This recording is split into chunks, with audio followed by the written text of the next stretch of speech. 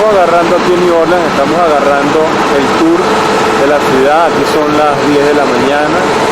Eso que estamos aquí enfrente, detrás de esta calle, es lo que llaman Bourbon Street, la parte vieja y francesa y exótica de la ciudad. Y hace el business.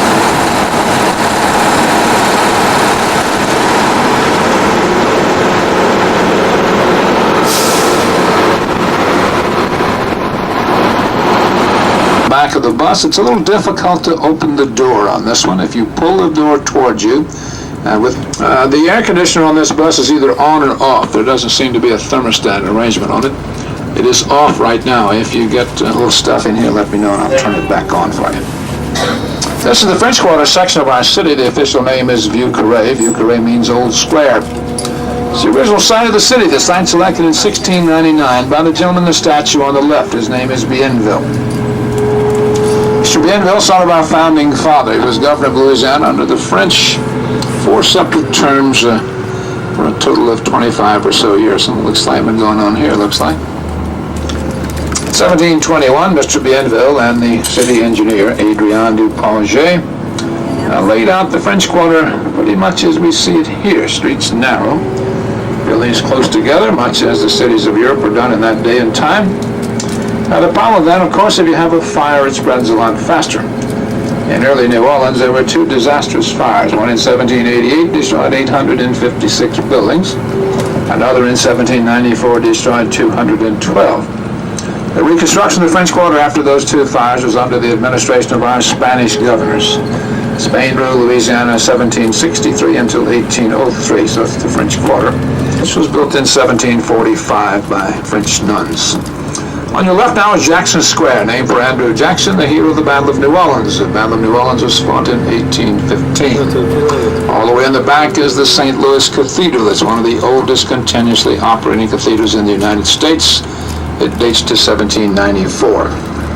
On our right is the Café du Monde. It's sitting in a little thing we call a pocket park. Our city is laid out in large part perpendicular to the Mississippi River, which at New Orleans is in the shape of a crescent.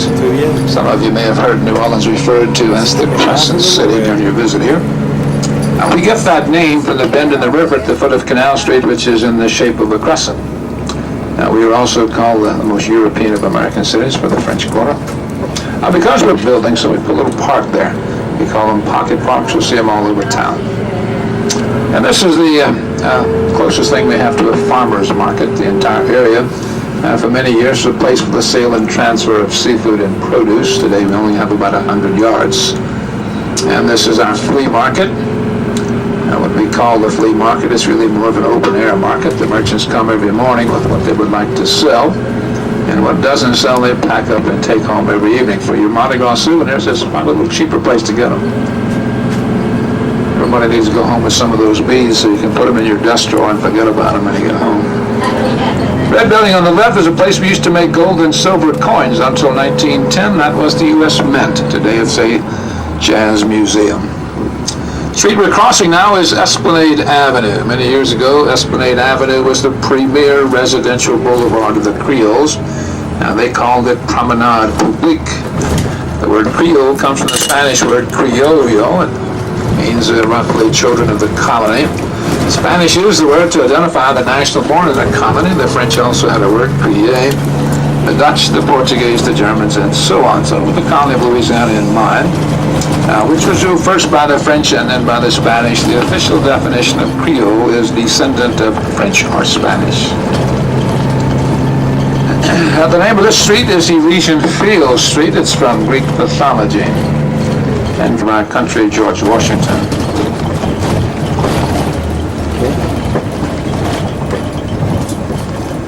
Throughout the remainder of the tour in the older neighborhoods, we're going to see some uniquely New Orleans type of architecture. Look at these long, narrow houses coming up on the left. The first couple are doubles. Look at the little yellow one. And for those of you on the right side of the bus, look at the little pink building. It's a double also. In New Orleans, we call them doubles if they're side by side. We call them duplexes if they're one over the other. But these long, narrow houses have a special place in New Orleans. We call them shotgun houses. Now, we call them shotguns. You can stand at the front door, fire your shotgun, and kill a chicken in the backyard. They're long and narrow like that because you used to be taxed on the front of your property. Make the property narrow, you can save a little tax. You can fire the shotgun from the front door all the way through the house and out the back door without hitting anything. Because not only all the doorways in line, these houses have no closets and no hallways. These homes are most built between 1840 and 1940. Now the people who built them, as you might imagine, were wealthy.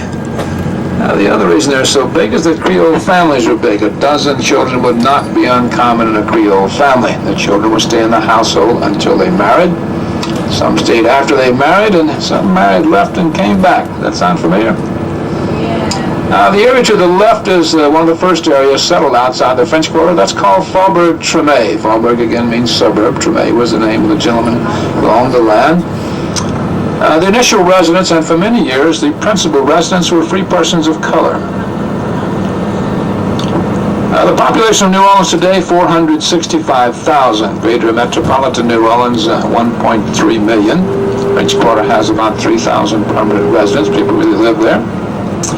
We are, as many cities, a city of neighborhoods. We have roughly 30 that we identify by name, and today we're going to pass through 9. That statue is of Cleo, the muse of history, so it fits with Mr. Guy Ray being a historian. The fact of the matter is we don't know what French impressionist Degas. Mr. Degas' mother was from New Orleans. He lived in that house in 1872. Some of his more critically acclaimed works done during his residence here. Big red building on the left is John McDonough High School. A famous New Orleans tour guide went to school there. His name was George. Wake up.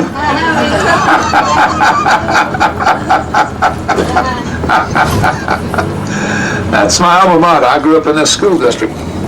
John McDonough, the guy the school is named for, came to us from Baltimore as a young man. Became a wealthy merchant and a wealthy plantation owner. He never married. When he died in 1850, he left a large sum of money to the cities of New Orleans and Baltimore, and the money to be used to build schools. Making your bad wish against somebody, and then putting an X on the tomb with an old piece of brick you find laying around the cemetery. The more X's, the stronger the hex. You're not going to be able to do it on this tour. She's in number 1, this is number 3. As you walk around, notice the smaller tombs and the numbers.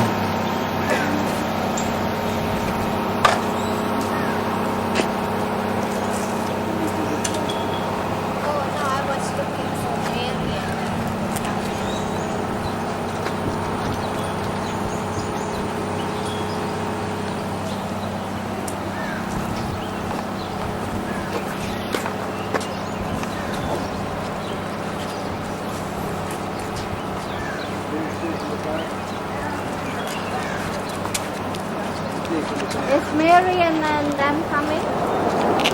No por ahí porque nos dio solo 15 minutos. Es un chingo, ¿verdad?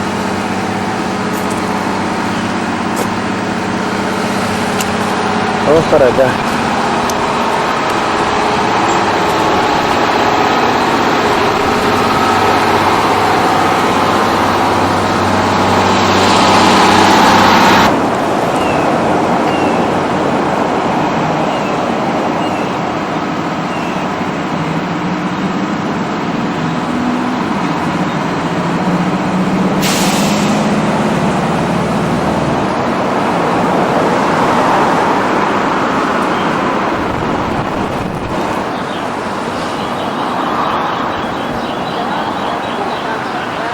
Gentleman on the horse on the left, that's Pierre Gustave Touton Beauregard. General Beauregard was the commander of the Southern forces that started the American Civil War in April of 1861 by firing on Fort Sumter, often referred to as the Napoleon of the South. This is our city park in front of us. It's one of the largest in the country. It's 1,500 acres. It has 4 18...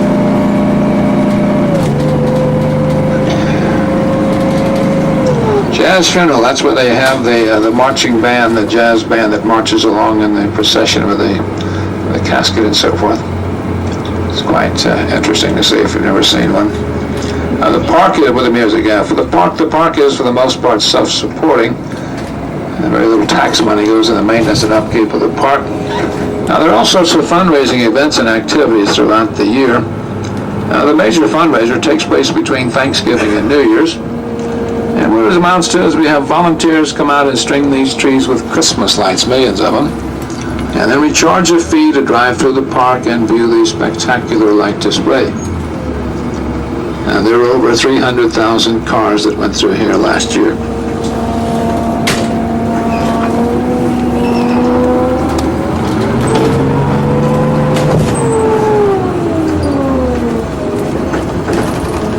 Train tracks here is part of the children's amusement area. It does a 2.2-mile loop around the park, a little miniature train. And on the right is the entrance to the botanical gardens. The building is called the Pavilion of Two Sisters. The money for the building donated by two ladies who wish to remain anonymous. They're green year-round. Some live to be as much as 1,000 years old. Now this is the largest stand of live oak trees in the United States. The gray stuff hanging in the trees is called Spanish moss. It's neither Spanish nor is it moss. It's actually a member of the pineapple family. Don't ask me to explain that, but it's not a parasite. It doesn't hurt the tree. It's an air breather used for many years as stuffing for mattresses and furniture. Well, yeah, I thought they were going to paint him up to look like a Mardi Gras king, but they didn't do it this year. The Romanesque concrete structure on the right is called the Perry style. It was built in 1915 to accommodate evening dance. Today it's a covered picnic area. Big trees on the far right. Here on the left, a big tree we call the dueling oak. Dueling was the way individual disputes were settled in early New Orleans. They were conducted just about everywhere. Great many right behind the St. Louis Cathedral. Now, they reported in local press like we do sports events today. In 1891, the practice of dueling was banned entirely, but in the early 1800s, there was an attempt by the city fathers to discourage their conduct within the city limits.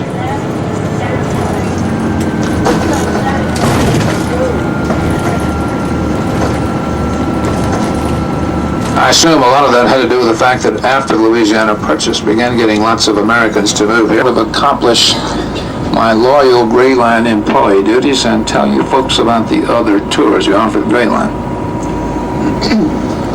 In addition to this tour, we do a swamp and bayou tour, 3 hours and 15 minutes long. Now the tour consists of narrating, although in the last few months I've seen them more often than I've ever seen them before. I begin to think maybe they're nesting in the area here somewhere. Over to the right, a very nice residential area that's called Park Island.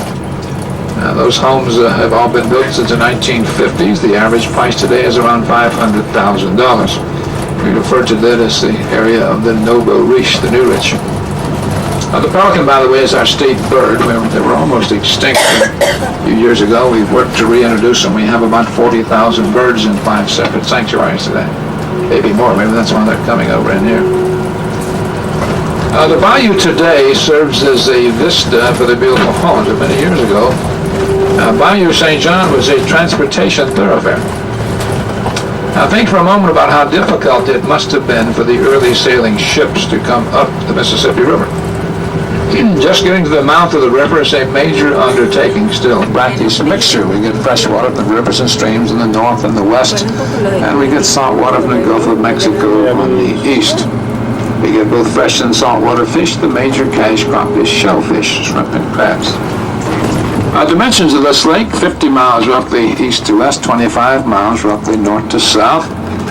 The average depth of the lake is only 11 to 14 feet. It's the shallowest lake of its size in the world. Here's where we go into the parking lot. Actually, we're on Lakeshore Drive, just a few yards. But here's the lake. Connecting the North Shore to the South Shore is the Lake Pontchartrain Causeway. That's the longest over-water bridge in the world. It's 24 miles long. If you look to the left, you can see the Causeway Bridge. Some of you may think that you crossed that if you drove in here. It's not likely. The Causeway is not part of the interstate. It just connects the North Shore to the South Shore.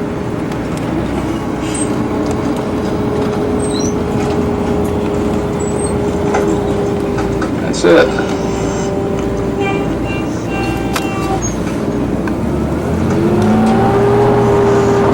On On the right, the entrance to the Southern Yacht Club, the second oldest yacht club in the United States. It dates to 1849. The light is as well. I don't know how many millionaires or how many azaleas they've got on St. Charles Avenue, but I've counted the churches. There's 14 churches and 2 synagogues on this street alone. I get asked from time to time the source of the wealth that paid for the houses. Well, it's mostly old money. The average house in here is probably around $600,000. But it's not tied to a single source. It runs the entire gamut. There's all money here. Banking, finance, transportation, manufacturing, real estate, doctors, lawyers. There's new money here. The athletes and the politicians and the entertainers. It's all here.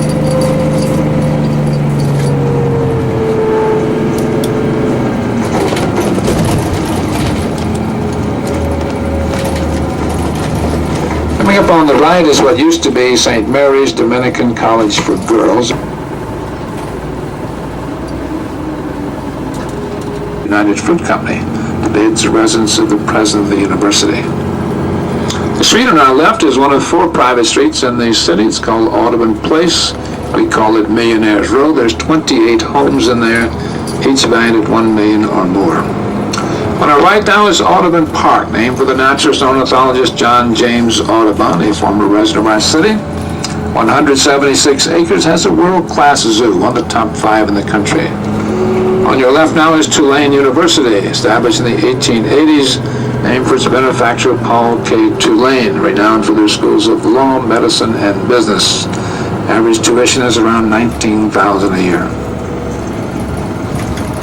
Right next door to Tulane is Loyola University. Loyola is the first and largest Catholic university in the South. And today Loyola ranks number 17 among small liberal arts colleges in the United States. Building on our right with the American flag on the front of it is a private club. The name of the club is the Round Table. It used to be, admission to the Round Table was very restrictive. Today, anyone can belong. The only requirement today to be a member other than being male is that you be a millionaire.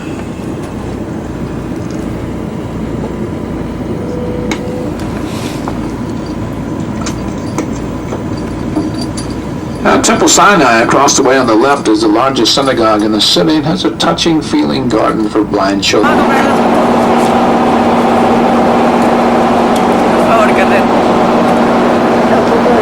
No, hombre.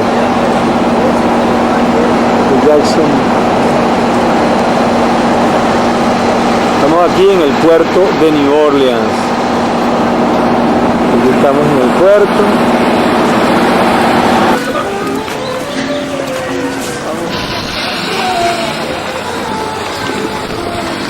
Antonio, viene otro, por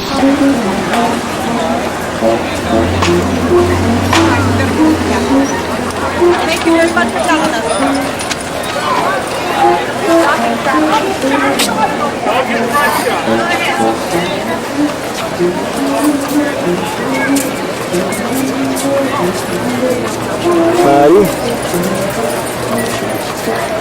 Mondi. ¿Cómo se llama? ¿Lo vamos a pasar por aquí? ¿El festival de qué? Mardi Gras. Mardi Gras. Solo se nos vamos a montar en esa carroza. Mari. Allá está Juana de Arco.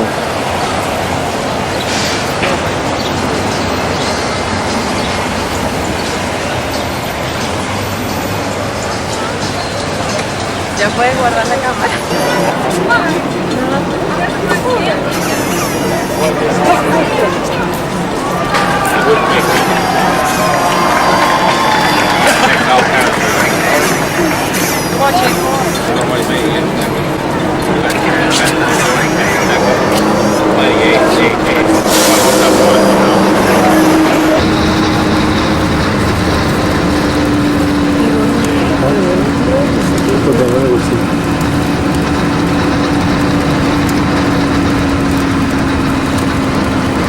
John.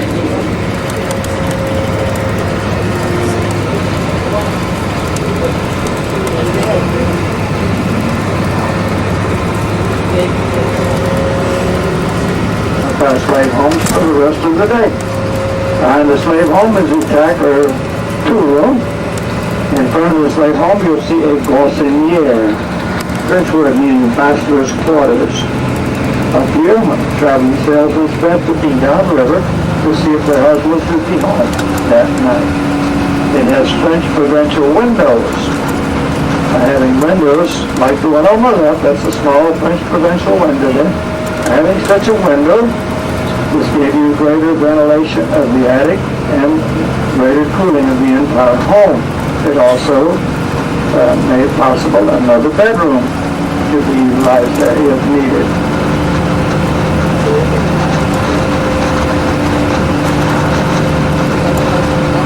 The young ladies here at Evergreen wore the hoop skirts.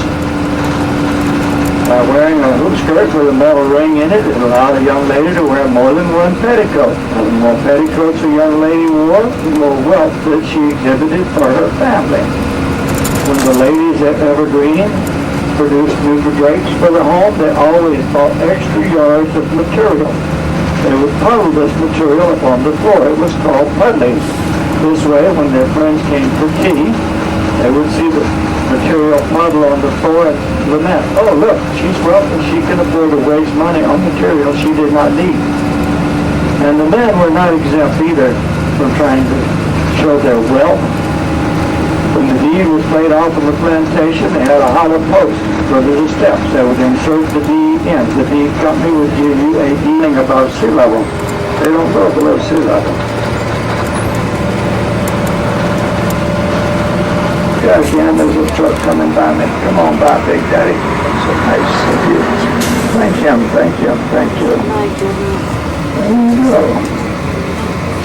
Look at the structure built in the front yard. We'll be talking about that later. That hails from the 16th century Europe.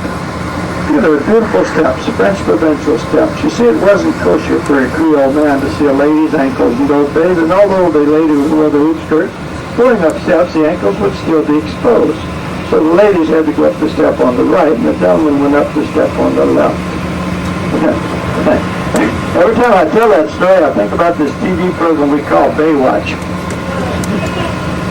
I watch that program, and I never see ankles. Guess I'm a dirty old man. On the left, there goes Garcia, a slave home. 2 slave homes over here. Did you see the small kitchen out there? Okay. The overseer's home on this plantation was always the largest of the homes, and most of the time they were the closest home to the home itself. But in this plantation, it's different. This was the overseer's home. Next plantation I'd like to point out today is Whitney Plantation. I call it Poor Whitney. After the Civil War, none of the men returned. The lady just walked away and left the plantation. The plantation was sold the first time in 1929. The man was making an economic recovery and the Depression struck. But they willed it to him, to these children, and they cut out to the plantation, so they shut off it. All of this land is part of Whitney's. And the home itself is fenced in now, and they're not welcome to stop. I'm disappointed I didn't get any rules or hours. Is it beautiful or not? And there are 28 oak trees planted by someone 100 years before the home was built. In the field on my left, we have one craft show each year, and we have 2 Civil War reenactments every year. Of course, the South wins the first weekend, and North wins the second weekend. Look to the left there, you see the hedgerow. You're welcome to visit the cemetery. There are 3 adults and 2 dogs buried there. As I turn left, look to the right, you'll see the Bay Tree Plantation dating back to 1850. It is the smallest plantation in the nation. Today it's a bed and breakfast, but it's so small they have only 1 bed and 1 breakfast.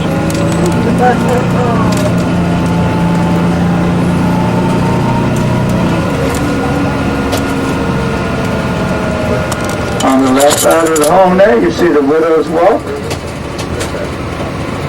Fireplaces that are strategically located. Now look, I don't want you guys to be good. I want you to be bad. Y'all will have more fun, okay? Don't forget, take your cameras with you, and be back on the bus in an hour and 30 minutes.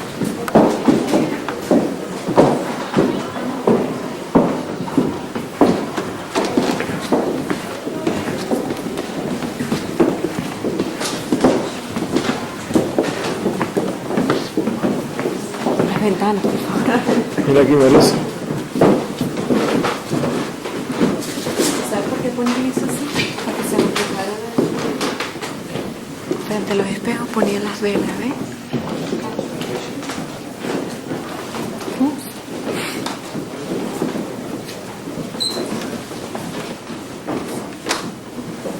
If everybody could just scoot all the way over. Like that.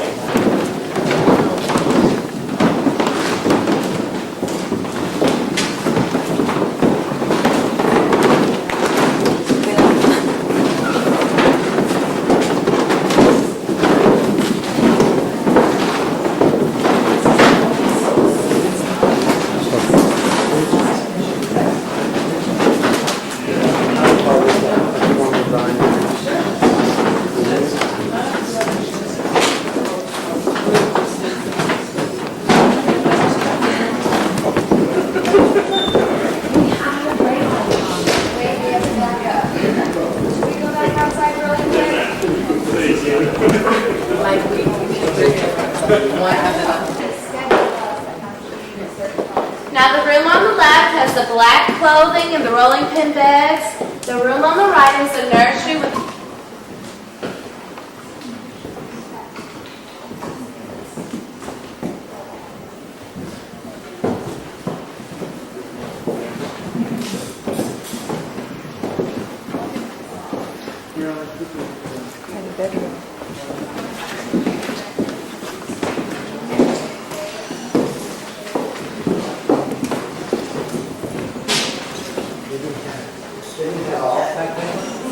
No, I bet they wish they did.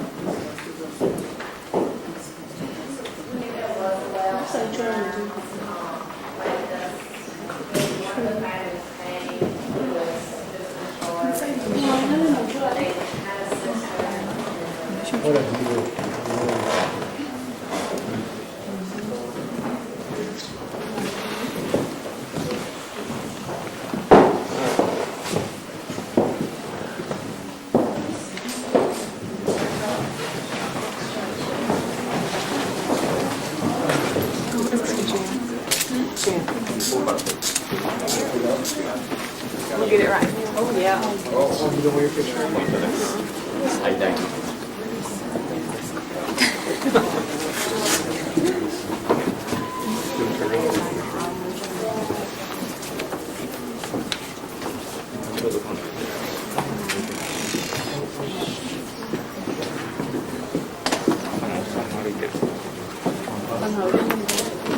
저래 안 와볼 거 있고.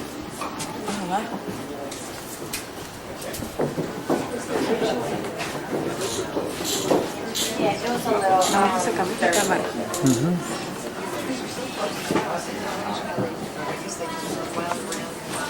Yeah, well, the back alley wasn't there. It was just the alley for the city boys. The stewards added that road and then here the so up until the stewards, everything was just. ¿Será esa cocina que tienen ahí?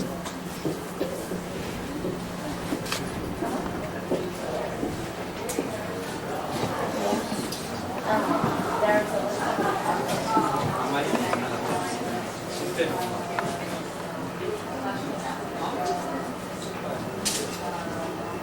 I know, I was thinking about it. Mari.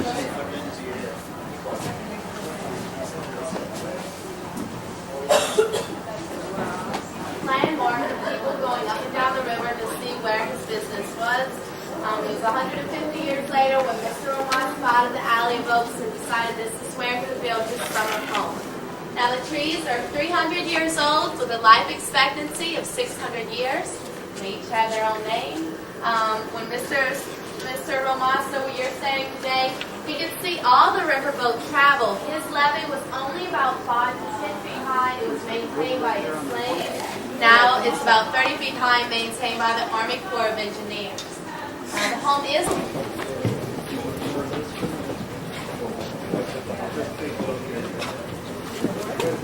Now the building before us is the site of the original Roman family kitchen. It did burn down, and our last owners, the Stewarts, turned it into a modern-day garage. So after the tour, you're welcome to take the brick walkway. There are 2 antique cars from the 1920s. And you're welcome to go visit. The building off to the far right was called the Overseer's Cottage. It's original to the grounds. Mr. Roman's family only lived here in the summer. If you're standing near and it rings, it's pretty loud. The brick walkway got the name Whistler's Walk. Mr. Roman required his servants to whistle as they brought his family's food from the kitchen to the home, so he knew his food was not being tasted. Lo perdió todo y se lo ganó Stuart. Sounds familiar.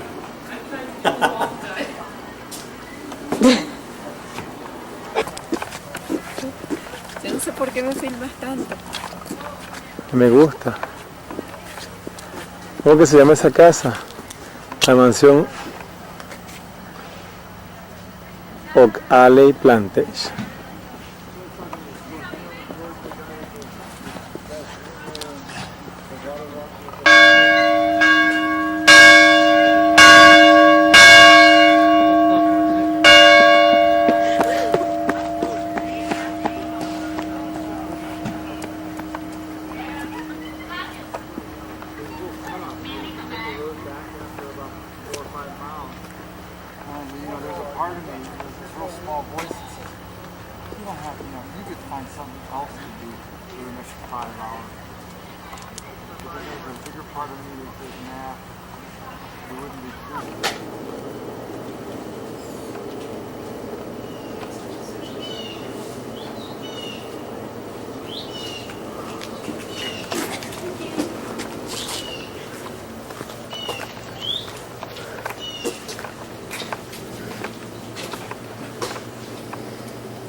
Mira los auction fees. Kitty. Hey, Kitty.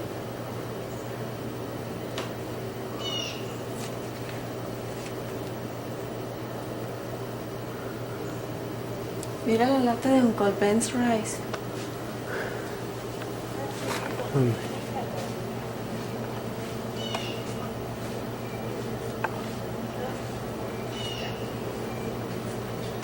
Este es el propio Carlos.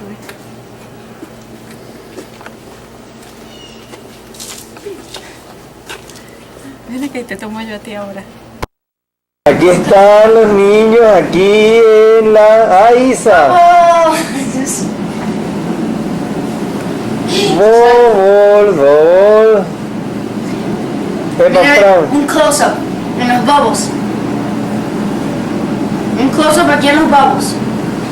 Mira, los bubbles parece que así de alto, pero mira, todo eso, Es, y el agua está bien bajo. ¿verdad?